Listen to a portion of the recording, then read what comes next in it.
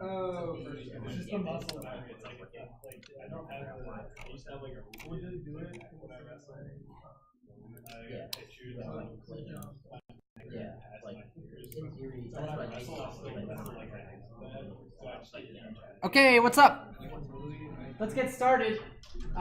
Real quick before we begin, we're grading Project 1, or we're trying to grade Project 1. There are some people who still have not given us permission to access the repositories, so we cannot grade your assignment until we do that. So please give us permission to access your repositories. You need to add us. The email address is CSE438 postal at Gmail. If you want to grade on your assignment, which I assume you do, please add us to your repository on the Bitbucket website. Give us admin privileges, please. TT. Sorry? Oh, okay. Boostle. Oh yeah, sorry, it's left over from. I was like, is this some tricky one? Yeah, sorry about that. So yeah, please add us so that we can grade your stuff. We've already found a lot of assignments that we would like to grade and we can't because we can't access your code. So please do that soon. If you're working on last week's studio and you want to submit it to get some extra credit for that, I really would like to have it tomorrow. I guess if you show up on Thursday and you have it all ready to go at the beginning of class, we can probably get it knocked out real quick. But I prefer to do it tomorrow in office hours or tonight in Taylor's office hours if you have it done tonight. So if you want to submit that, get some extra credit points, get it done in the next day or two, come see me in my office tomorrow. Project 2 is going to be out on Thursday. It's almost ready to go. We're just putting a few finishing touches on it, and then it'll be ready to go by Thursday. So we got a lot going on. I'm going to try to get those assignments graded within a week or so. So it kind of depends on you guys, though, and how fast you let us grade your code. So please do that.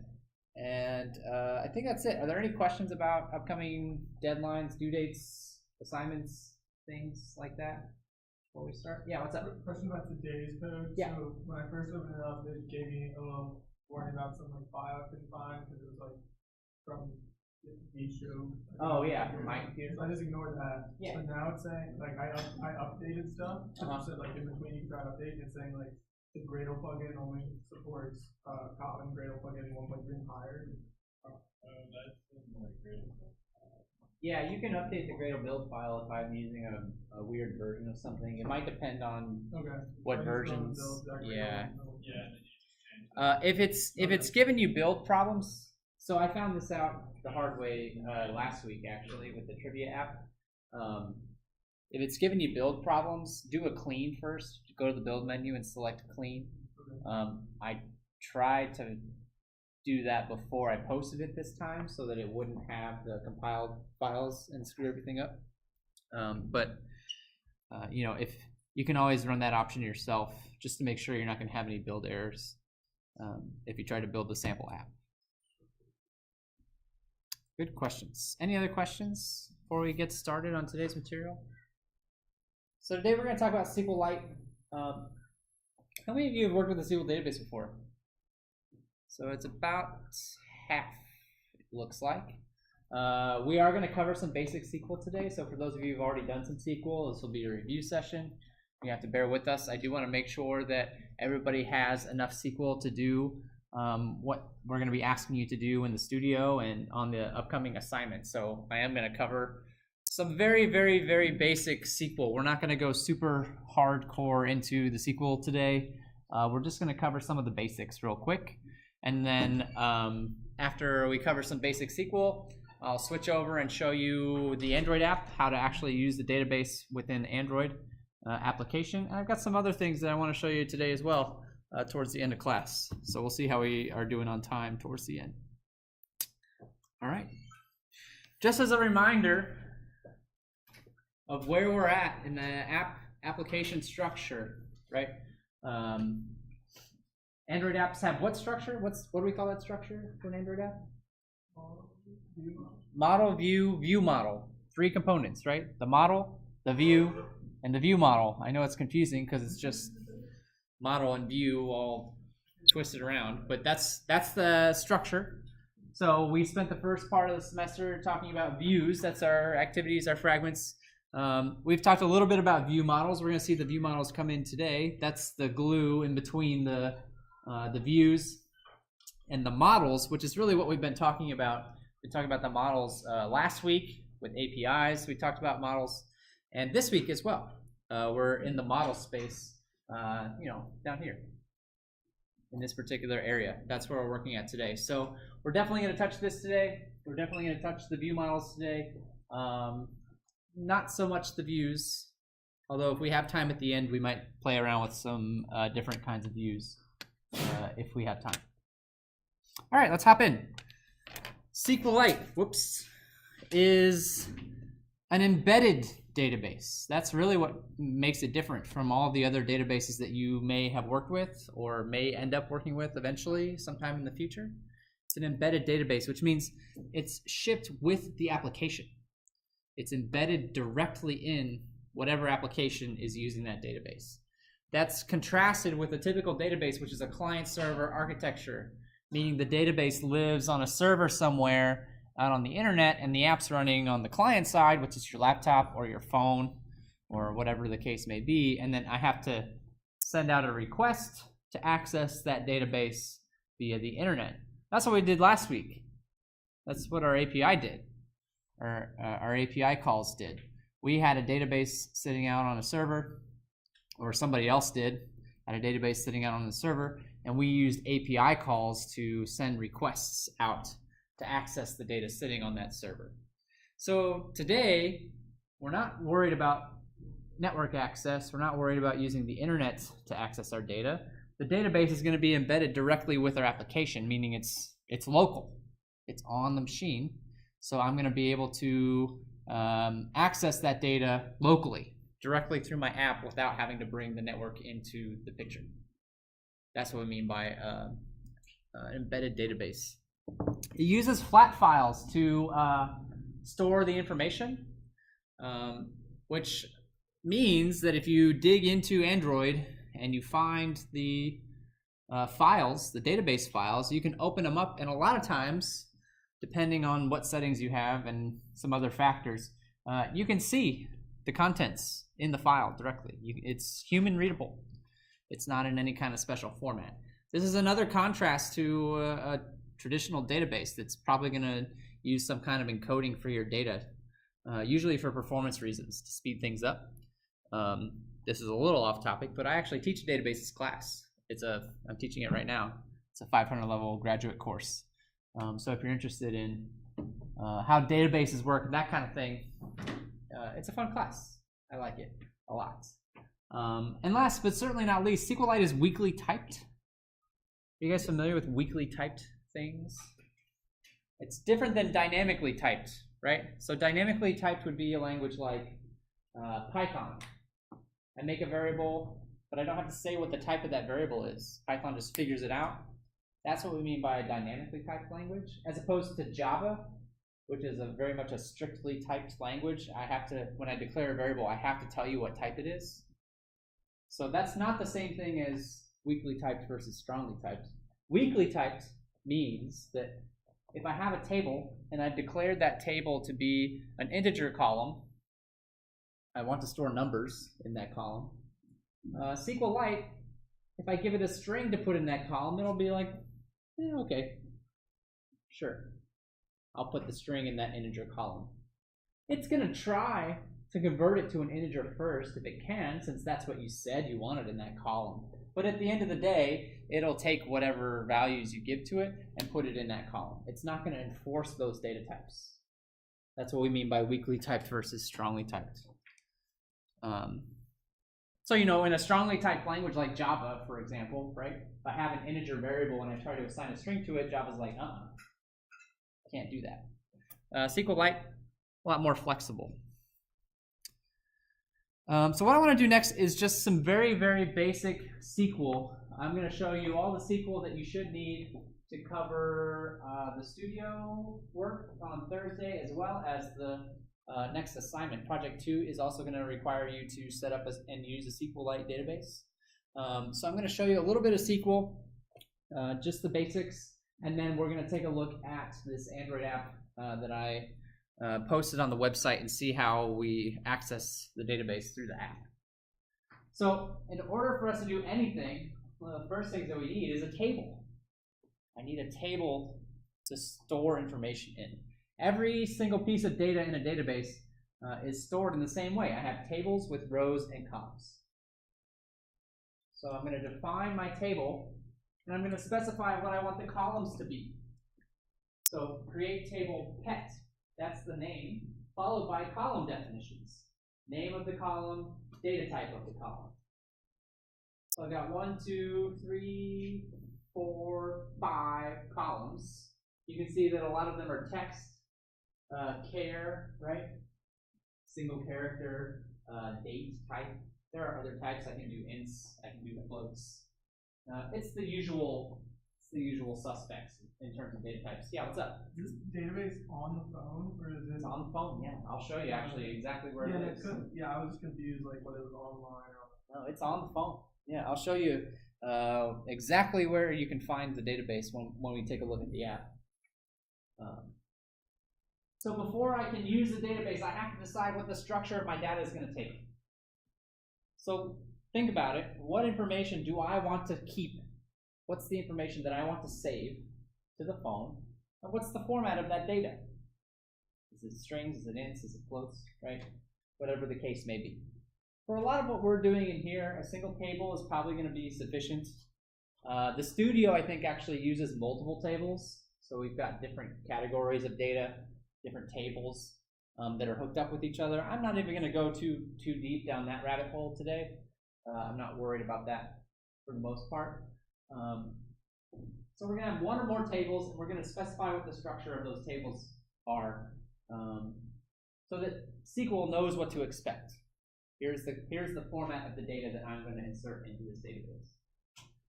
There are some other options that you might see. In fact, we're going to see both of these options a little bit later as well.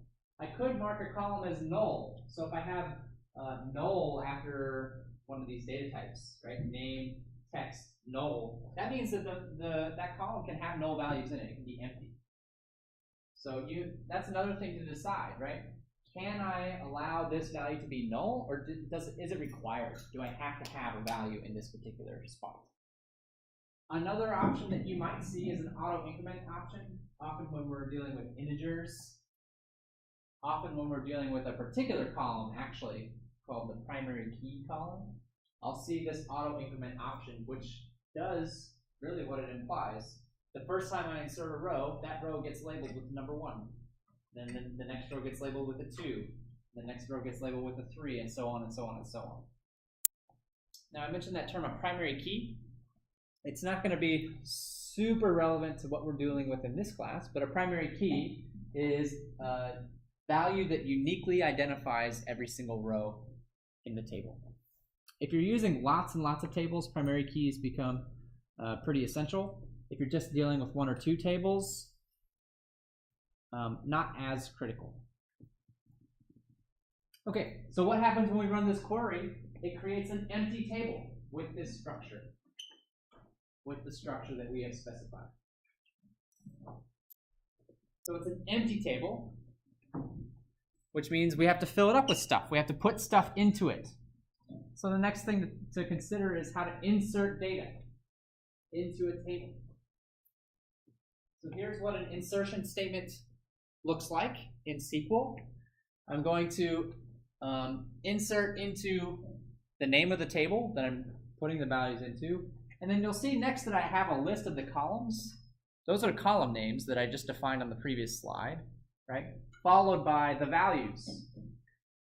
Followed by the values that I want to have in those particular columns. Now, you actually don't have to list out the column names as long as you pass in the values in the same order that they show up in the table. But sometimes you might not want to set all of the columns, right? In which case you would list out the names of the ones that you do want to set, for example. So this this here would insert a row that says that I have a cat named Seth who was born in 2007. It's actually not true. I do have a cat. And his name was Seth when I got him, which I thought was a terrible name for a cat, so I changed it. We'll get to that in a second. You do need to be careful with some things. If I try to insert a null value into a column that doesn't want a null value, that could be a problem. If I mismatch data types, SQLite's actually going to be very forgiving and probably be okay with it, but that still doesn't necessarily mean it's a good thing, right? Because later I'm going to retrieve that value out and I'm going to expect some text in that column, and I'm going to get an integer back instead, and then my code is going to be like, huh? I thought this was supposed to be text. So just because the database is okay with it doesn't necessarily mean it's a good thing. Doesn't mean it's something you should be doing on a regular basis. If I have an auto increment column, which I actually don't in this example, but I will when I show you the app example. If I have an auto increment column, I cannot set the value for that column. The system is handling that column for me. It's automatically incrementing the value, so I can't touch that column. Just leave it alone. All right, so this would insert a row into the table, and I could run this, a bunch of times to insert more rows into the table. And then later on, I might decide that, well, I need to change some stuff. So we can use an update statement. I'm going to update the name of the table that I want to change, and I'm going to set the name column to be a different value. So Franklin is the actual name of my cat. I changed it from what it used to be. The where clause is very important here. Very, very important here. If I leave that where clause off, it's going to change the name of every single pet in that table to be Franklin, which is probably not what I want. So very, very critical that you use a where clause, or you might hear that called a selection, to specify which rows I want to modify in the table. And that also is sort of an answer to this question, order of operations. Unlike what we're used to, we don't read these queries from top to bottom, left to right. At least that's not the way they execute. The where is going to happen first. Filter out any rows that don't match that condition, and then I'm going to do the name change. Then I'm going to update the column values. And last, but certainly not least, we can delete stuff from the database. So delete from the table where name equals some value. And the where clause is even more important here. If I leave that where clause off, then it's going to delete every single row in the table, all of them, which again is probably not what I want most of the time. So it's very important to specify some kind of filter, some kind of condition to specify exactly what rows you want to touch. If I do delete all of the rows, I think it's worth pointing out, right? If I run this statement, I delete all of the rows from the table still exists. The definition of the table still exists. It's just empty, right? So I can still insert stuff back into that table if I want to. So that's all about creating and modifying data. The last thing I want to talk to you about is data retrieval. We use what's called a select statement to get data back out of the table. So when I want to retrieve data, select is the clause that I use to specify which columns I want. What are the columns that I want to access? From is what I use to specify the table that I want. So which table am I trying to get data out of? Where behaves a lot like what we saw in the previous queries. If I want to specify some kind of filter, some kind of condition to choose rows, I can do that in the where clause. We're actually not going to touch group by. It is available, but I don't think we're going to need it, so we're not going to touch that for now. And order by just allows you to sort things, which I think you will actually end up needing at some point on the assignment. And so we'll see examples of how to do this in the app. Before I switch over and start taking a look at the app, though, I just want to pause and see if anybody has any questions about the basics of SQL. we'll get some practice as we work on stuff. Yeah, what's Not up? really about SQL, but do apps ever use cloud-based databases, or is it mostly SQLite? Do they ever use cloud-based databases? I mean, so the client-server architecture is still alive and well, even with phone apps. That's what we did last week, right? We had a database on a server. We accessed it through an API. Yeah. So, like at a high level, if the SQL database is just stored on the phone, what would be the difference between storing your data in the SQL database and just like declaring an array or a hash set or a hash list? Oh, okay. In your main activity. Good question. So you could certainly declare an array list or a hash set or whatever you want, but any time I create a variable in my code, those variables live where? In the scope of the code. In the scope of the code, they live in memory, on the heap or on the stack somewhere, right? Depending on how the language decides to implement those particular objects. They're in memory though. That's the important thing to keep in mind. They're in memory, which means that once the program is over, all of the contents of memory associated with that program are flushed, and that data is gone. Like, why couldn't we put the array list like wherever we're putting the database? I'm sorry? Like, where does the database go? It's not in memory. It's not going to be. The database might be in memory sometimes, but the big part of the database that makes it useful for us is that information is getting stored into disk. So like, why couldn't we put the array list? Well, you could. I guess the database, though, the advantage of using a database, it's a standard, right? If I know how to use one SQL database, I basically know how to use any SQL database that I run across.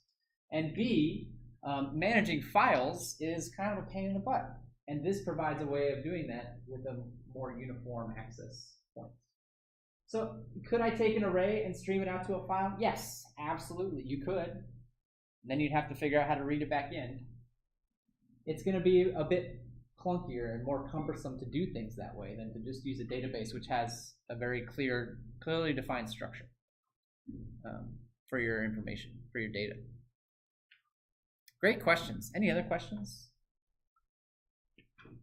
Any other questions? Because I think the next thing to do is to take a look at the sample app. So what I'd like to do, I'll just give you a brief demo first. It's a fully functional app. It doesn't do a whole lot, but it is fully functional, at least from my perspective. I'll show you what it does, and then we'll take a look at the code and see what's going on, how it actually makes all this stuff work. So it's a joke database. It allows you to enter jokes. Although, honestly, you can enter whatever you want. How does it know if it's a joke or not? It doesn't.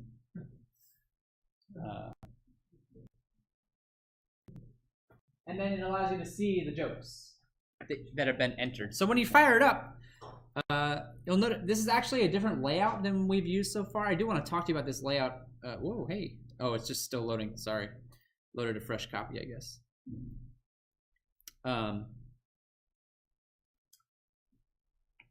This is a little bit of a different layout than we're used to. If we have time at the end, which I really hope that we do, I want to show you how this layout works. I've got tabs up here at the top. I've got one tab for adding a joke, and then another tab to show me the list of jokes in the database. And so this is where I type in a funny joke. Does anybody know any funny jokes? Because I don't. This is a joke.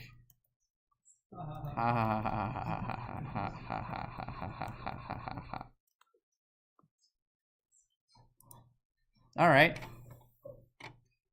So I've entered a joke, and when I click the submit button, there's a little thing that pops up that says that the joke's been added. I know the text is real small. Just gonna have to take my word that that's what it said. It said the joke's been added.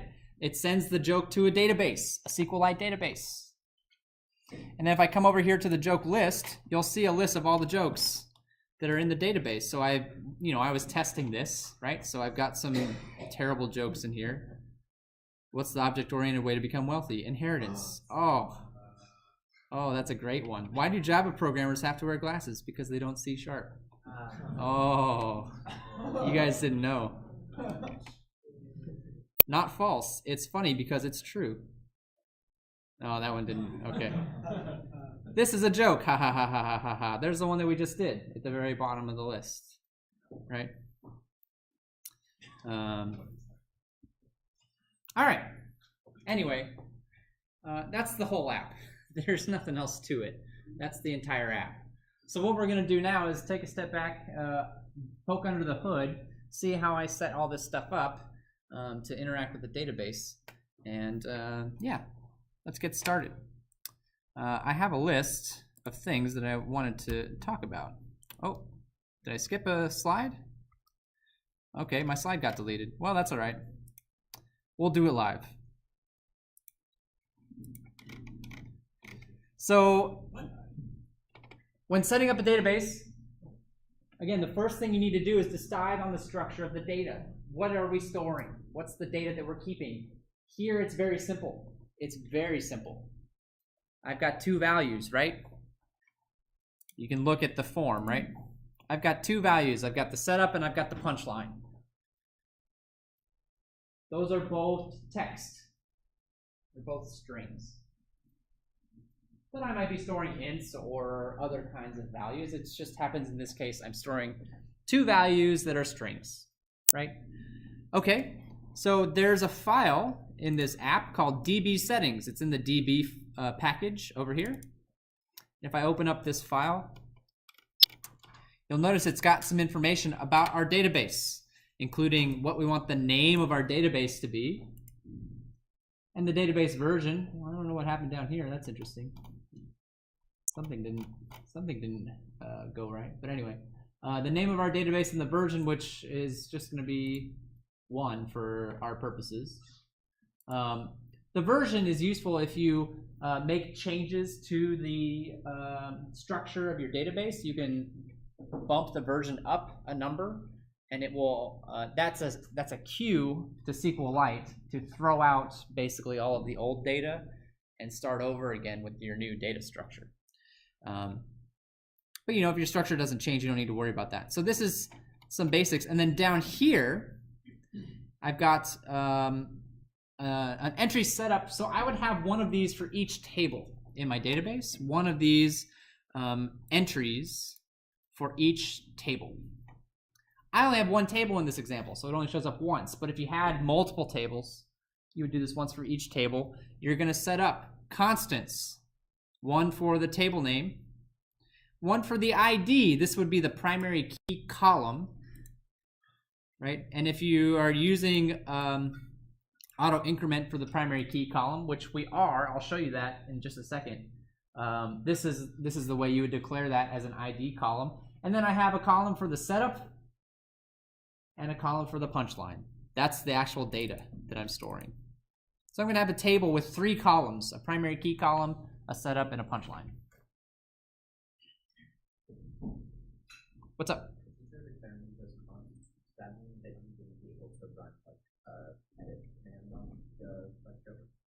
No, we can still, so this is actually just defining the structure of the database still, not the contents. So I can still update the contents as long as it conforms with the structure that I've laid out here.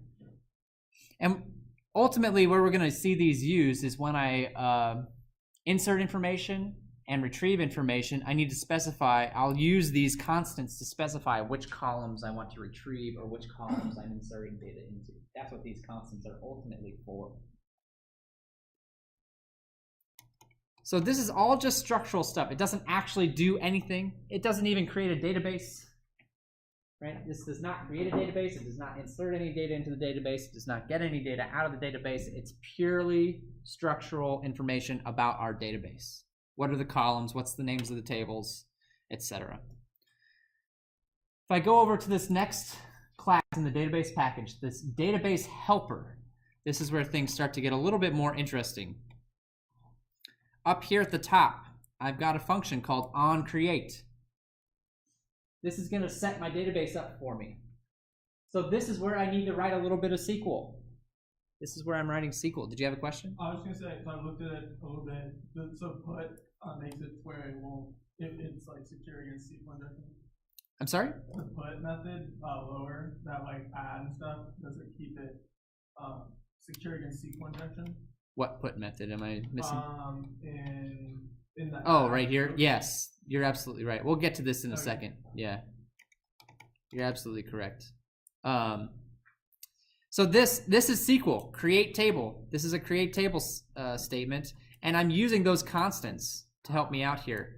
There's the constant for the table name. Here's the constant for the first column, the ID column. It's going to be an integer type.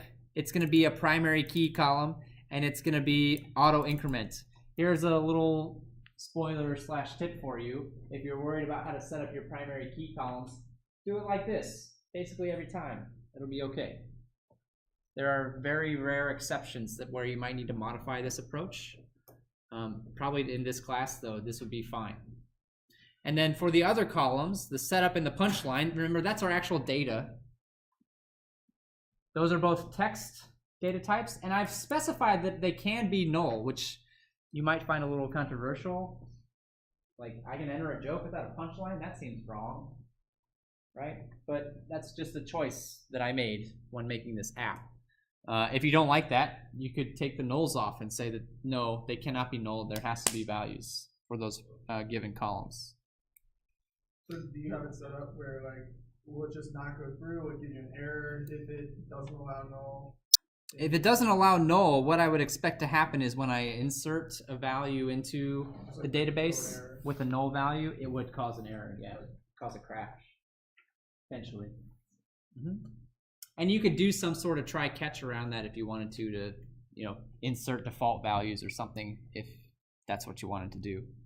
And so on create, as I said, it behaves very much like the onCreate function that we've seen in activities, right? When I first load this up, it's going to run this create table statement to make sure that the structure that I need to store my data is there. If the table already exists, it's not going to worry about that, right? The table's already there.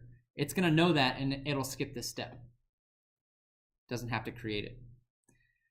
If you upgrade, so I showed you that version a little bit ago, the version numbering on the database settings. If I upgrade this version to be a different number, that will trigger this upgrade function to execute the next time the program is run. So it's going to drop any existing tables and then run the creation again. The idea is that if I have done an upgrade, this structure has probably changed somewhat. So I need to throw the old tables out and recreate them with the new structure. Okay. Down here is how we add jokes. So I had that form where I typed in the jokes, right? That's actually in the add joke form fragment. And you can see that inside of here, I've got the onClick listener set. It's going to grab the database helper. That's the class we were just looking at. And it's going to call the add joke function. And it's going to pass in the contents from those two text boxes from the layout. That's what those values are. So grab the contents of the text boxes, pass them into this function, and then clear them out so I can add another one and display the toast message. So in terms of actually adding data into the database itself, you'll notice I actually don't have to write an insert. At least I don't see the word insert here, right? I don't see insert into table name, et cetera, et cetera. It's a little bit different. The first thing I do is I grab an instance of my database. And since I am changing information, I'm inserting information, I'm going to grab a modifiable copy, a writable database. So I grab an instance of my database. I'm going to set up the values. This, remember, is the constant from that DB settings file matched up with the variable that holds the contents that I want to go into that column. So this is the value from the text box that was passed into this function. I'm matching that up with the column of the database. And as was mentioned before, this put method is how you avoid things like SQL injection. It'll go through and escape values so that you don't have to worry about little Bobby tables or whatever the joke is. And once you've got those set up, So that I only have 2 columns to worry about. I don't have to worry about the primary key column here, right? Why not? Auto increment. It's going to be taken care of for me automatically by the system. Did you have a question?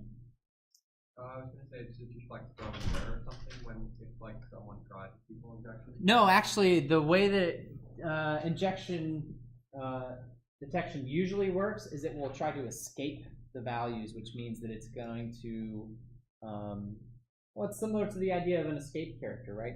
It's going to insert some extra text into it so that instead of treating it like a piece of code, it treats it more like text. And so you'll actually see whatever the injection attack was inserted into your database.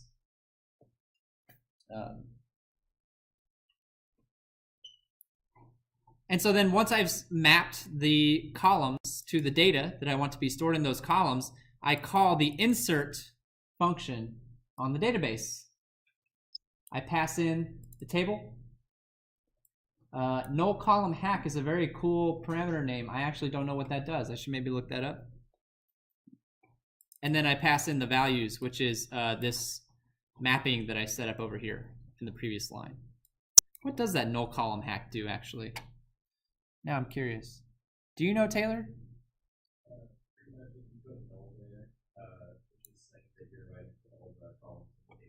I'm writing all the columns in the table? Okay. Oh, gotcha. So it has to do with this, right? Do I need to specify a list of names like this, or am I good to just pass in the values and update all the columns? That makes sense. Thanks. But you'll notice I didn't actually have to write any SQL to perform this, which is interesting. Didn't actually have to write any SQL to insert this value into the database. So that's insertion. Are there any questions before we take a look at retrieval? How to get information back out? Yeah, what's up? So it's like, so you didn't actually need to assign, or when you inserted, it's like the line number just looking at, you assigned it to a value, new row ID, but it's not like being used anywhere. So like you don't need to do that, like unless you want row ID. The row ID. I'm not sure I understand. Oh, so if you just go to the yeah. Yeah. Oh, I see. Yep. Yeah. Thanks. I meant to mention this and I forgot. So thank you. This value that gets returned is the value of the primary key of that row that you just inserted. So that could be useful. That could be useful. A lot of times what that would be used for is to make a link to this row in another table. We call that a foreign key. I'm going to be totally upfront with you guys. That's going a little bit farther than what I had intended to cover as far as SQL in this class. Again, this is not a database class necessarily. If you've used databases before, you've probably run into this idea of a primary key, foreign key concept. So that's what this could be used for as one example, if you're interested in looking more. But right now, we don't use it. That's true. And we could simply remove that if we really wanted to. It wouldn't hurt anything. At least not for this application. Great question. Any other questions? Can you insert the value without using the map? Can I use the value without using the map? Yeah. No. Not that I know. Well, actually, yes. I believe there's actually a function that's just called query where I could literally type in a SQL query, like an actual SQL query, and do it that way. So, yes, in that sense you could. I don't use that method very much within Android apps or any apps for that matter. For starters, I think this is easier to do. I think it's easier to see what's going on. I don't have to be a SQL expert to do this. I have to know a little bit about how databases work, but I don't have to be a SQL expert. I don't have to worry about SQL syntax. I just have to worry about Kotlin syntax, which is something that I'm already worrying about anyway. And this also protects us from SQL injection kinds of attacks. So there are some advantages to doing it this way, but there is a function called, I think it's just called like query. Here, let's see if I can pull it up.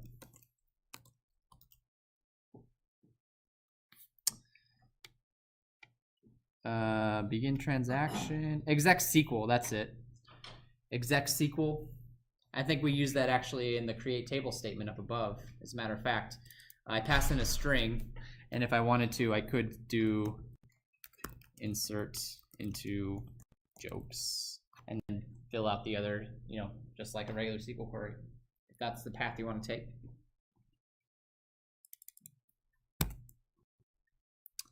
Great question. Any other questions? Any other questions? Okay. So that talks about putting data into a database. Let's take a look at the other side now to create the list of jokes. That's retrieving whatever information is in the database. So if I go to the joke view model, that's where the code for this is going to be. And, before I get too deep into this, I do have a joke model. It's very simple. It's got 2 fields, right, for the setup and the punchline. So I am mapping the data from a database to that joke model. And so what I've got here is a function called load jokes. This time I'm pulling the database. Only readable this time. I'm not making any modifications. I'm just doing data retrieval. And I'm going to use what's called a cursor. Cursors are convenient because when I run a retrieval, I'm going to get possibly lots of rows back, right? So a cursor is a way that I can keep track of where I'm at in my results set. And I can iterate through the rows one at a time, moving the cursor forwards or even backwards if I need to access data in whatever pattern I need for my application.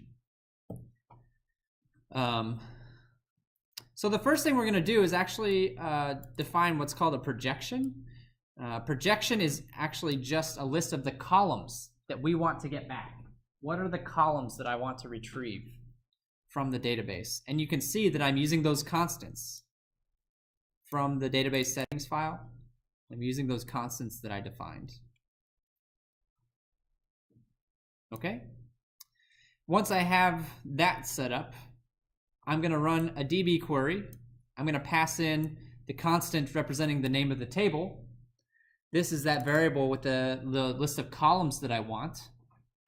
And you can see the rest are marked as null, but they have labels with them. So selection, if I wanted to have a where clause, if I wanted to have a filter, I could specify what I want that filter to look like there. Since I don't have a filter, I'm saying just give me all of it, right? Give me every single row that you got. I want to see all of them. But I could specify a where clause using selection and selection args. I could do some sorting, right? Specify which column I want to sort by using order by, or I can do group bys as well, which I know I haven't talked about, but the ability is there if that's something that you're interested in doing. So this is setting up a SQL query. The arguments actually show up in the same order as the clauses in a SQL query would. Select from, where, group by, having, order by. Shows up in the exact same order. So if you're familiar with SQL, you could write the query and convert it over to this, or, as I showed you a second ago, you could just do the exec SQL function and pass in a SQL query directly if that's what you wanted to do. I still actually prefer doing it this way. SQL queries can get quite long, and having a big giant SQL query and a string in my code is something that's just not very appealing to me. This allows me to break it down into its component parts and treat those parts individually, which I personally prefer. So this will go execute the query and have the results in what's called a cursor, and then I can iterate through that cursor. So I'll iterate through this cursor using the move to next function. Grab the setup and the punchline out of that cursor using this get column index or throw. Pass those into a joke object and then add them to a list. So by the time I'm done, I have an array list of joke objects that have been mapped to the data from my database. From there, it gets passed to a recycler view, which we've already talked about a couple times in class, and then it gets displayed in the list format that we saw in the app. Are there any questions about that process? Cursors are really convenient for accessing data in this way. No questions? Okay. Now that we have an idea of how it works, let me show you where the data actually lives on the phone. So that this is actually very useful for debugging purposes, especially because we are going to ask you to use a database on your next homework assignment, and it could be the case that you think you're putting data into the database, but for whatever reason, the code that you wrote to get data out of the database isn't working. So you want to know, like, okay, did I actually get data in the database? Is it that side of it working, or where's the problem? That kind of thing. In Android Studio, the way to see that, I'm going to go to I'm going to go to View, and then Tool Windows. There's an option here called Device File Explorer. I know it's text is small. The option is called Device File Explorer. This is the file system of your emulator. That's what this is. This is the file system of the emulator running your application. And somewhere on here is the database. There's a folder called Data. So I'm going to open that up. Inside of there is another folder called Data, which I think is what we want. And if I open that up, I see a lot of stuff in here, but it looks kind of familiar, right? com.such and such. Well, we want com.example.myname. So look for the one that is the package for our app that we're dealing with. And here it is, com.example.myname.jokedb. If I expand that out, I see a folder called Databases.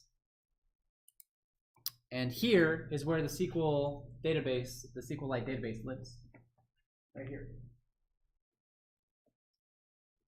There's actually 3 files. We could take a look at all of them, see if we can try to figure out what's going on. If I open up the one that's just called jokes.db, I double click on it, I open it up, and I see there's some gibberish in here that I can't understand, but if I keep scrolling, you can see, oh hey, look, CreateTable Android metadata. CreateTable Android metadata. So, all right, this is just a, it looks like it's just creating a table about tracking some information about the app. This is actually not anything that we did. This is something that SQLite is doing behind the scenes on our behalf. Okay, that's not us. Let's open the next one. This one just looks like a bunch of gibberish, so who knows what that is. But this last one, oh hey, there we go. Why did the chicken cross the road? That's the joke. It's not a great joke, but it's a joke. There's our jokes right there. You can see them in text.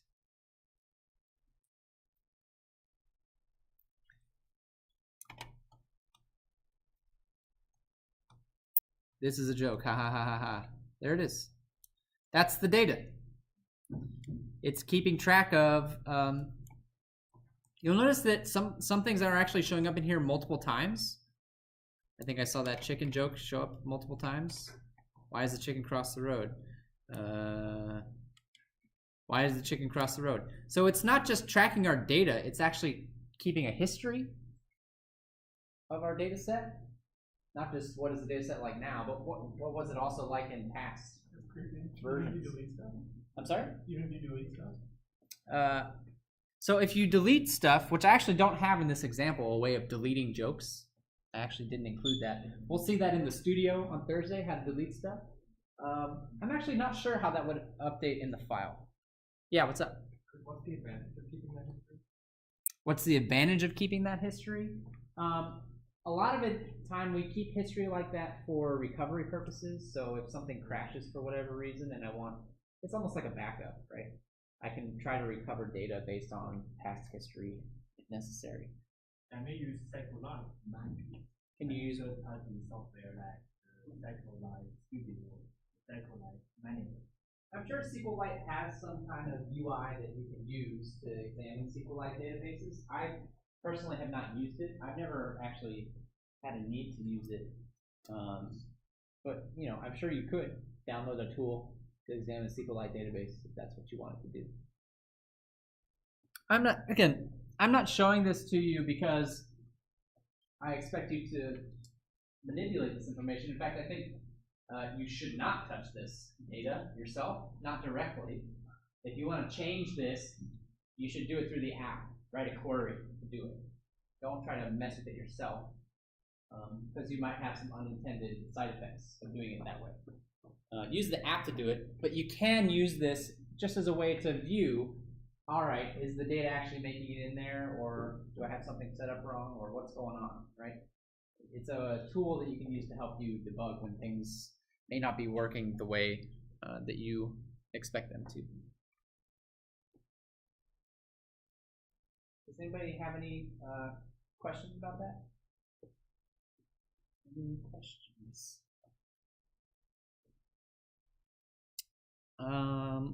I think that's all the database related stuff that I have, and since we've got some time left, what I'd like to spend the rest of the time talking to you about is the tab setup, which is not directly database related at all, but actually does have some effect, or it ties with the database a little bit. I'll explain what I mean by that in a moment.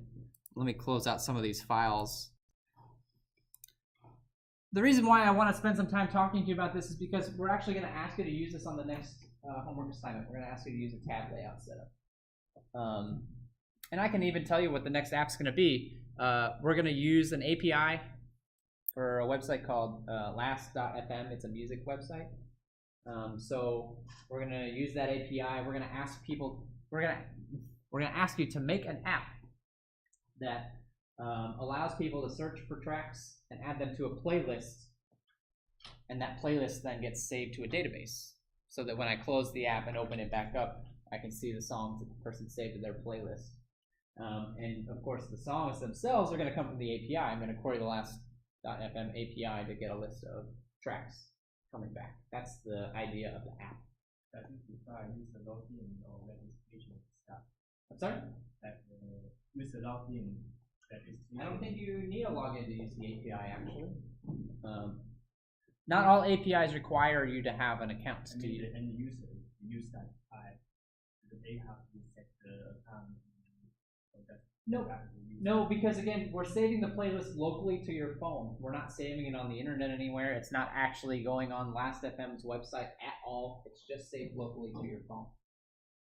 So there's no need for an account for that purpose. But anyhow, we're going to ask you to use a tab layout in the project for different portions of the app, for different parts of the app. So you have one for searching and one for viewing the playlist, right? Things like that. And so I just wanted to spend some time and show you how this is set up. It's actually not that bad. We'll start with the actual layout.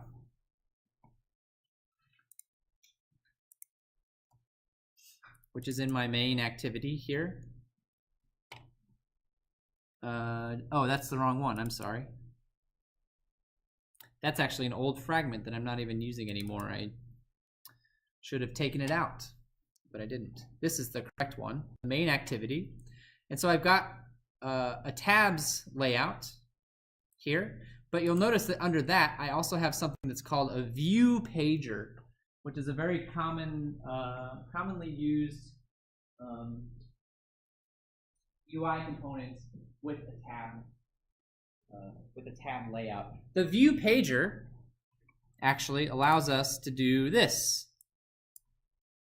swipe back and forth between tabs. Without the view pager, the only way that I have to navigate from tabs is to click the actual tabs up at the top of the screen.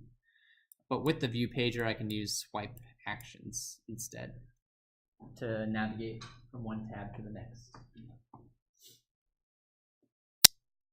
that view pager also has a pretty big effect on how we set up this user interface. And so in my main activity code, I have an object that extends the view pager. Here's my main activity. If I go down here to the bottom, I have an adapter, right?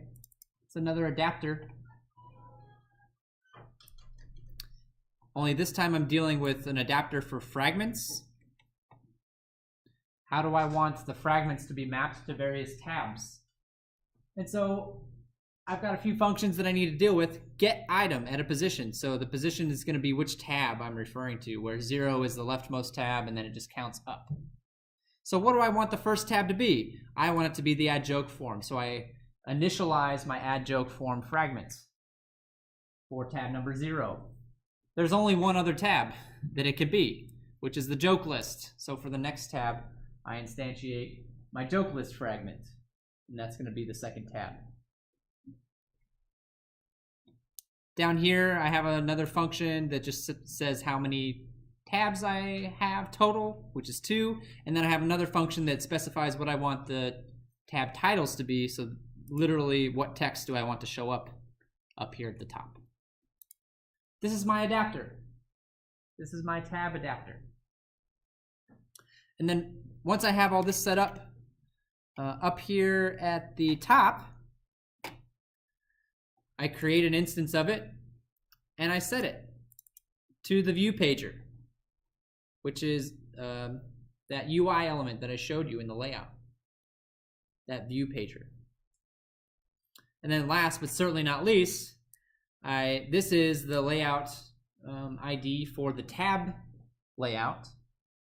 So I say set up with view pager, and I pass in the view pager object. So if we think about that, there's a hierarchy, right? I have an adapter which specifies how the different fragments match up with the different tabs. I create that adapter and I pass it to the view pager.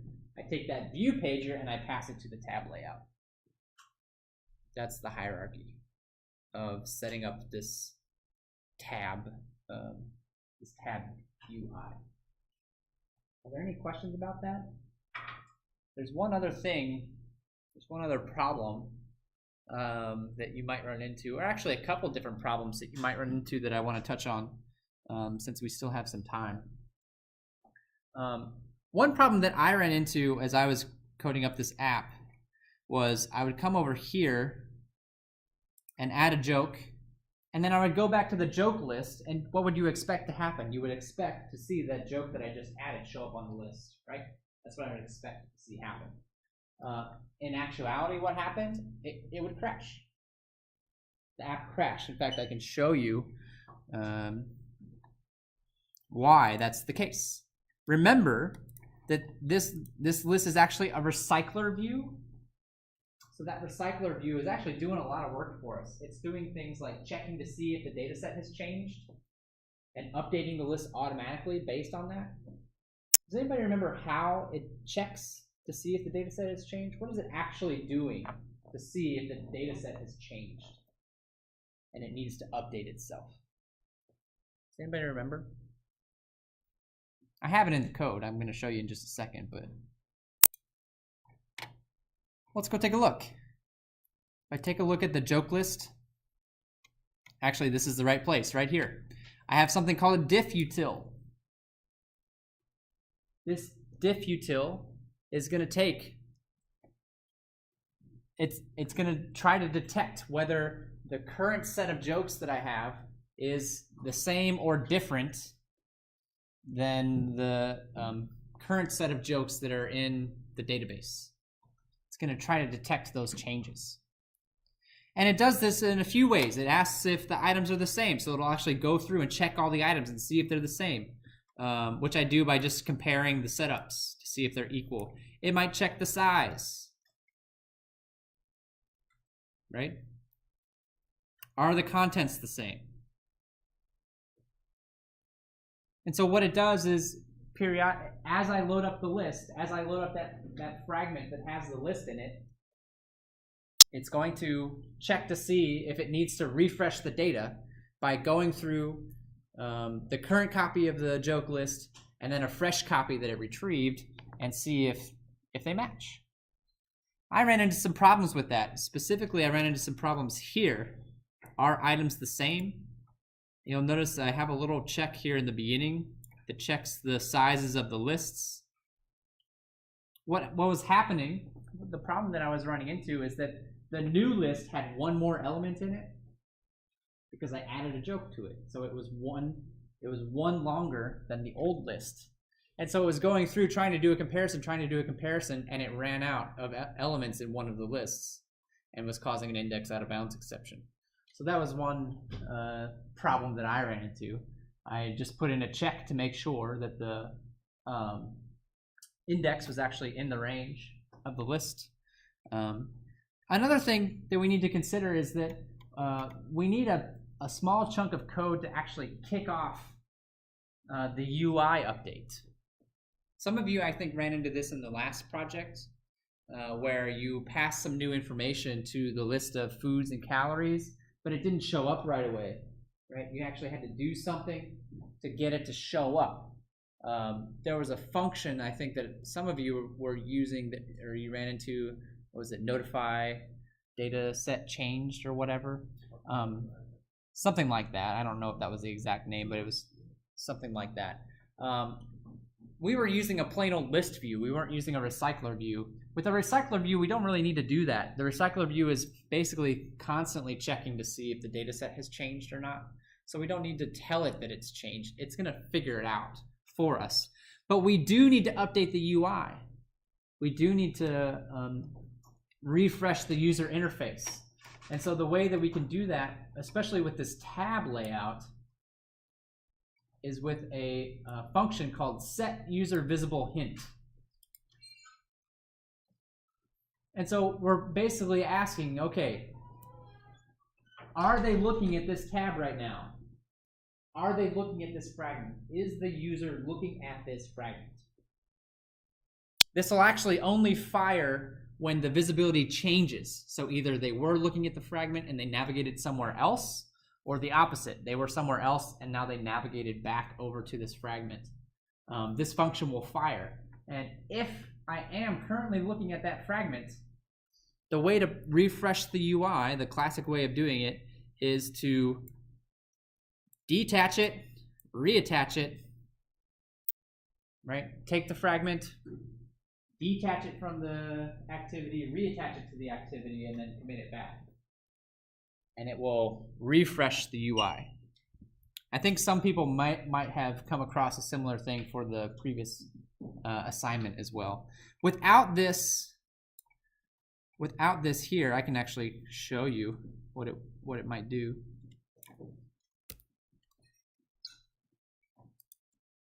Take a second to run.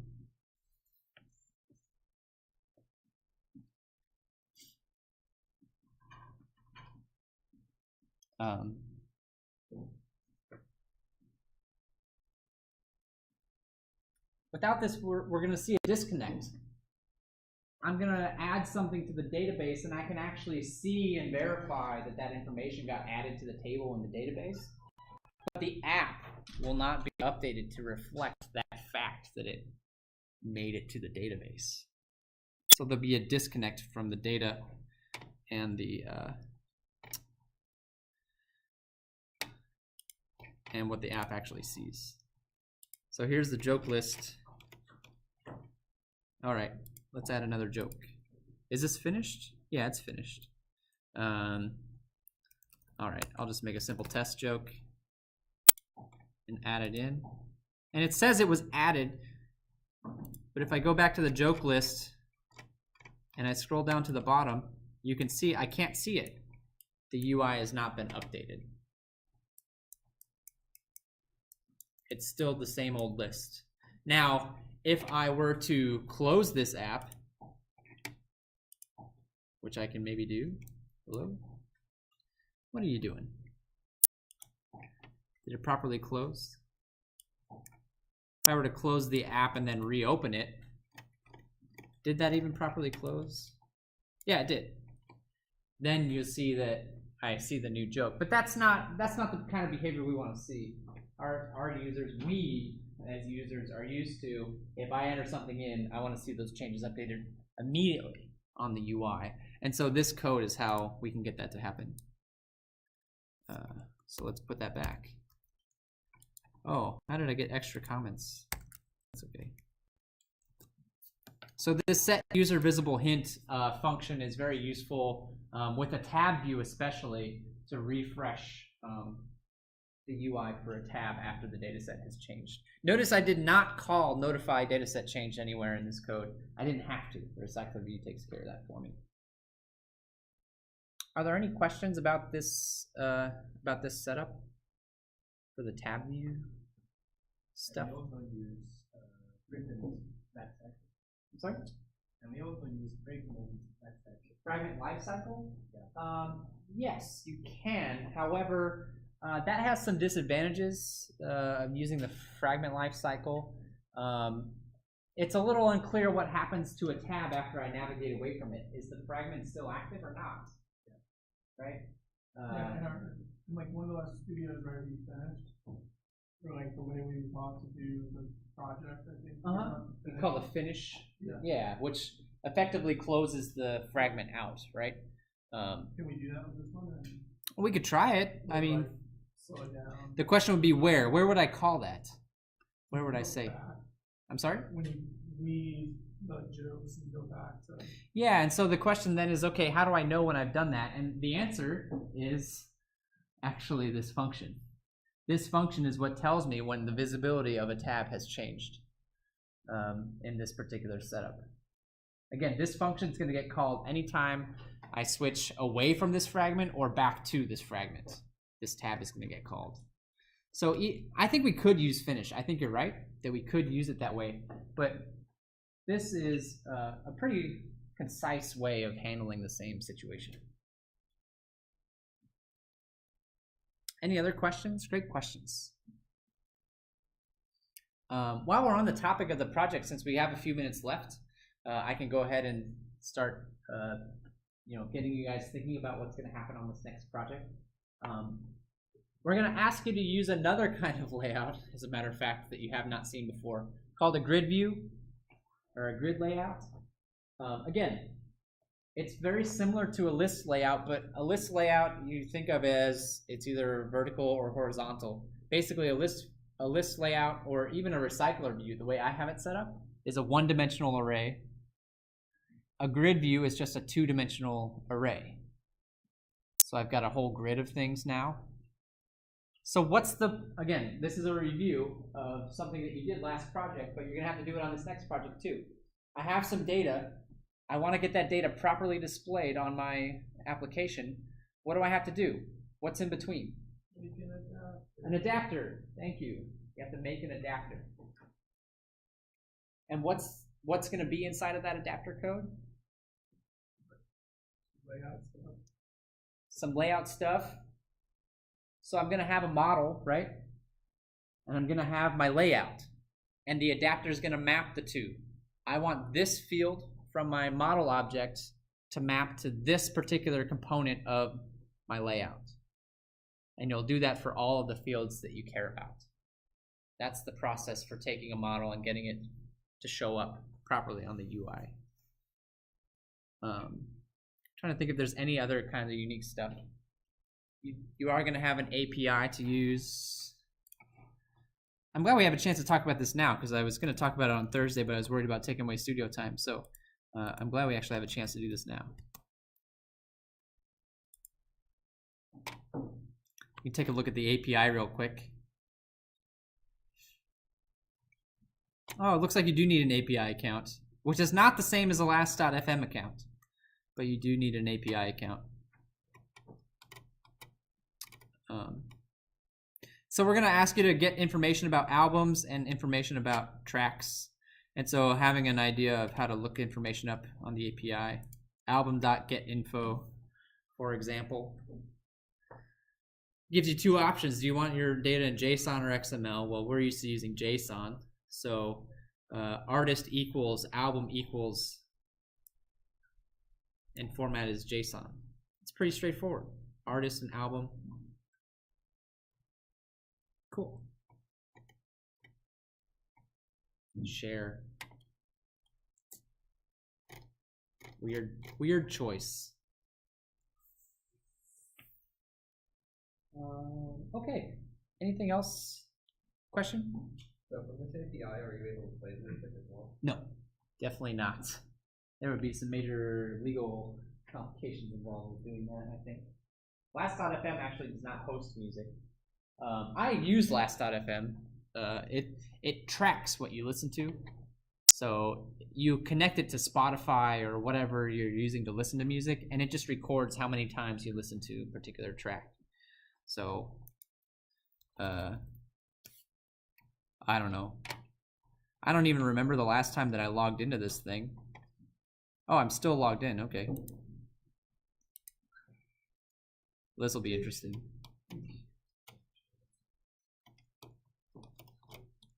I like 9 Inch Nails a lot. Okay.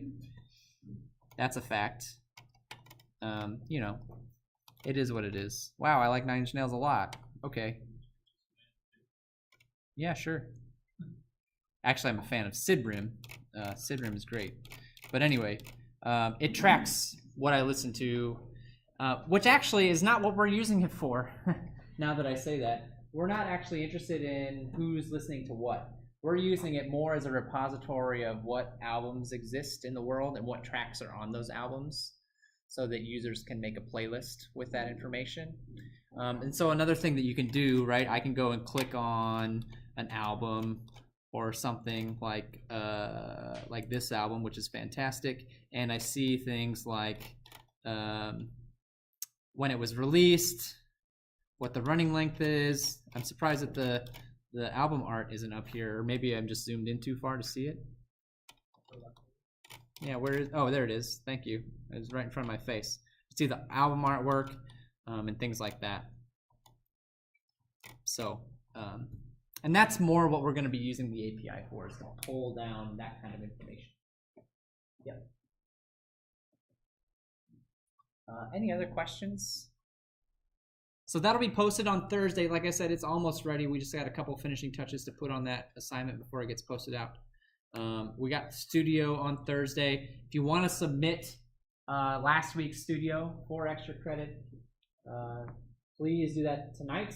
Taylor's got office hours tonight in Herb Hour from 6 to 8, or I'll be in my office basically all day tomorrow waiting to chat to you about the Studio or anything else for that matter.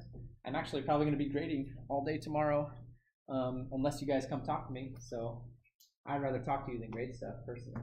But yeah, let us know what you need, and we'll go ahead and wrap it up for the day. I'll see you back here for Studio on Thursday. Thanks.